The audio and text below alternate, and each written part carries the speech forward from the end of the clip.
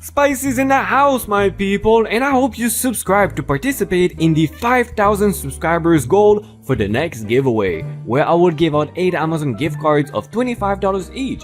So go ahead, subscribe and like this video. Also, let me know in the comments if you subscribe so I can show you some love. Congratulations, Cindy, for the comment of the day. Lady throws her keys at me while I am waiting for the valet to get my mom's car. So I am going to the doctor's office and I am back from college, so my car is still at college across the country. So I borrowed my mom's car. The doctor's office is in a huge complex with a bunch of older doctors and they use this free valet service. You still got a tip. This is relevant, so I give them the car and get my ticket and go to the doctor's. All is good in the world. I am walking out of the office and I am in a hoodie and khakis, normal streetwear I guess, and the valet people are in those nice vests and dress pants. I don't really know why, but it is a good uniform I guess, and I hand the dude my ticket and he goes off to get my mom's car. I step out of the line and I am waiting off to the side. When this "let me speak to your manager" lady pulls up in her Benz and throws the keys at me and says, "Don't park it under a tree," and walks right past me. So I am just stunned for a second, and for some reason I decide I am going to try to help this lady.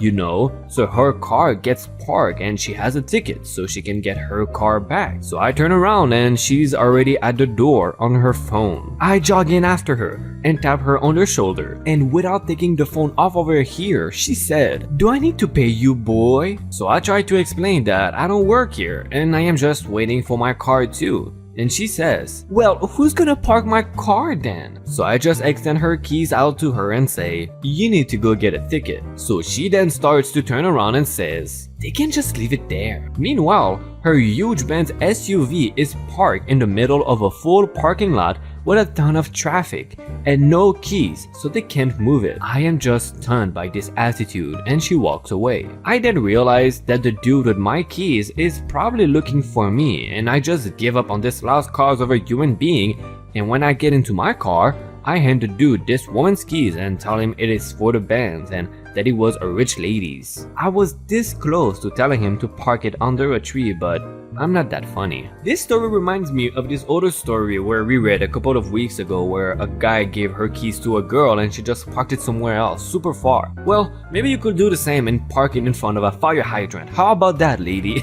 But anyway, just a quick reminder, if you enjoy these videos, please consider subscribing to the channel. This will mean a lot to me. More than everything. More than my mom's love. Okay, that was not true, but it would mean a lot to me. So, thank you. You want to order a burger from my house? Sure thing, lady. So this happened when I was around 13 or 18 years old back on the early 2000s. So at the time, we just had our landline phone system recent installed, and back then, we could not just choose a number to have. You had to accept the one that the phone company assigned to you. We have 8 digits numbers, and back then, the first 4 were used as identification of where in the city you were. So many people had similar numbers. For example, ours were 3933 and our neighbor was 3933 as well, and of course always lead to some confusions. Our phone happened to be 1 digit away of the one of a nearby burger joint, so we had our fair share of wrong calls. They were not frequent, so we did not bother much and have 10-second talks like this. "Hi, is that a burger place?" "Nope, sorry, you called the wrong number.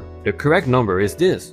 "Oh, sorry, thanks." So among those callers was AL, a bad lady. So AL started calling regularly on the weekends at night, and as soon as I picked up the phone, she always started to shout her order, and would get mad when we said to her that she called the wrong number. But for some reason, AL could not hold the information she was calling the wrong place, because no matter what we said, she would always call in the next weekend, doing it all again. And we, of course, started to think it was some kind of prank, because how can someone still keep calling after being told several times? This went by for a month or so. She was not calling the right place. So in order to know once and for all, I decided to wait her next call, and instead of telling she's got the wrong place, I was just gonna roll along with it. Next weekend comes by, I see AL number on the caller ID and I pick up. "Burger joint, good night, hi." Oh, finally! I always try to call you guys and end up calling some bad person that never attends me right. Turns out, it was for real. Plus, the SOB never tried to call the right number we gave her, so she thought I was an employee trying to somehow skip work. I was pretty mad, but I held up the anger and continued. "We are sorry, AL. I hope he did not cause too much trouble. I hope you fired them. That guy is just lazy and don't want to work, right? Now, can you take my order?" "Sure thing." She goes along in describing a huge list of 5 types of burgers along with sodas, fries and other stuff. And during this, I was just punching randomly on the keyboard on my computer, pretending I was writing up her order. We're right up with some fake price I've pulled out of nowhere, and she asked, "Now, how much time would it take for you guys to deliver?" 50 minutes. "What? I can't wait that long. My kids are hungry." "We're sorry, lady. We're kinda busy today, so I will throw some extra free fries for the inconvenience." Thank God, finally someone who knows how to satisfy a customer. I proceeded to end the call and wait. 2 hours later, she calls again, fuming. "Burgers weren't good." This is absurd. I want to know why my order still did not arrive. "We are really sorry for this, AL. I will check to see what happened." "You better. My kids are hungry." It was 9:30 p.m. when she called, so now it is almost 12 a.m. I proceed to stall for 5 minutes, making it up some story of what happened. "I've checked and it seems our delivery guy apparently stole your order for himself, so you're gonna have to cancel it yours." "How can you let that happen? I demand a refund." She, of course, never paid nothing. No idea what was her logic here. "I'm sorry, lady. Due that we don't have more personnel to make the deliveries, so you're gonna have to cancel yours." This is ridiculous. I hang up and proceed to ignore her further calls to the night. Forward another 4 weeks of peace, and surprise, surprise, here's AL number on the ID again, but this time is a male voice on the line. With AL in the background, I listen to the following. So I called that burger place." "Wait, you called that burger joint?" "Yeah, it was on speed dial." "Hang up now, that is the worst place," and guy hangs up the phone, and I never heard of AL again. Impatient lady does not get it. This was around 2017. I was in the game shop and was browsing through the PS4 section of the store. It was difficult to find the game I was after since the shelves were just filled randomly with no order to them. I decided to try and reorganize the shelves so anyone looking for something could find what they wanted easier. Unfortunately, this woman comes up to me as I am refilling the shelves with the boxes in alphabetical order of titles. She says she's looking for Marvel vs. Capcom for her son. I am struggling to get my words out and stutter a bit while trying to explain that I do not work there and I am just a local who visits. Due to me taking too long to get my words out, impatient cow, the woman goes to the checkouts and starts yelling at the workers,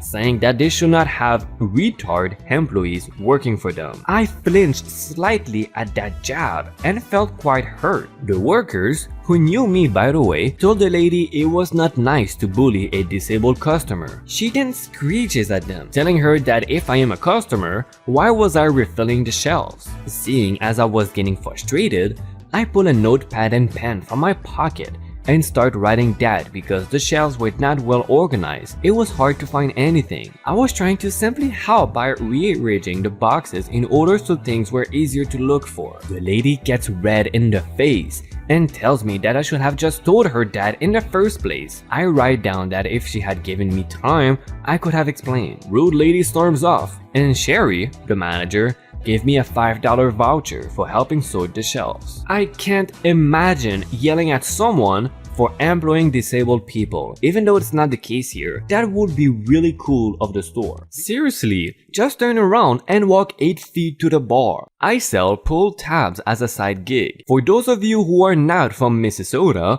or any other state that has them, although I am not sure where else they are little cardboard tickets with tabs you can rip off to see if you win money. In Minnesota, non-profits can lease space in a bar to set up a booth to sell tickets to bar patrons, and the proceeds of the sales go to the non-profit. In this particular location, you can walk through the front door, and to your left is the bar. To your right is my booth, the dance floor, the arcade, and dart boards, like this. I open at 6 on Saturdays. The bar is usually dead until around 10:30 when the hordes of the damn an even mix of trust fund dude bros, former sorority Beckies clinging to the tail end of their 20s, and a smattering of lecherous gensers looking to capitalize on the poor lightning, usually beginning to trickle in for whatever DJ or band is playing that night. This means I usually have a good 3 hours before I see anyone who is not the bartender. At 8:30 on this particular night, a bachelorette party came into the empty bar. They were a friendly group of about a dozen ladies, 10 or so in their mid-20s,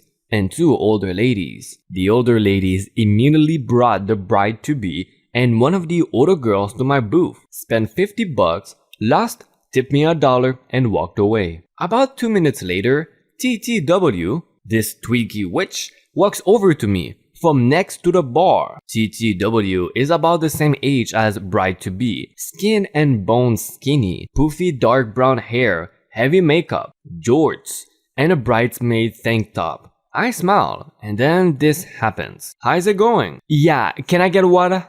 Sorry? I'd like water. It is not uncommon for people to ask me where the bathroom is or stuff like that. But there's a booth of boxes in front of me, and clearly no taps or anything. Oh, I'm sorry. I don't actually work for the bar or have any water, but if you go to the bartender right over there, where you were standing, you lollipop, she'd be happy to help you out. Oh my, are you kidding me? At this point, I was stunned. I look around and a few of the party were looking over, but nobody really made a move. The bartender was talking to the bride-to-be and did not seem to notice.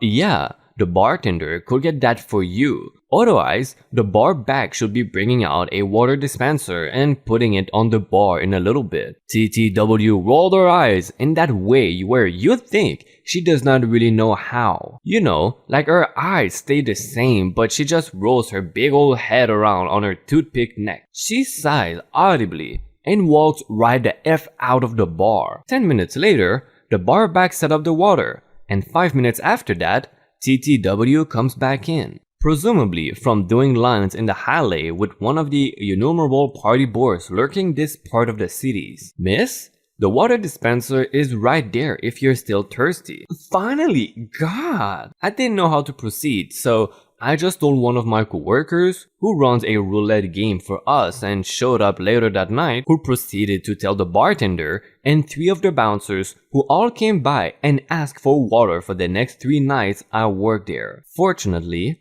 I have not seen TTW since that day. Yeah, so can I get some water please? Before you go away or enjoy my playlist of IDontWorkHereLady videos, remember to subscribe to have a chance in winning one of the 8 Amazon gift cards I would give when we reach the 5,000 subscribers mark.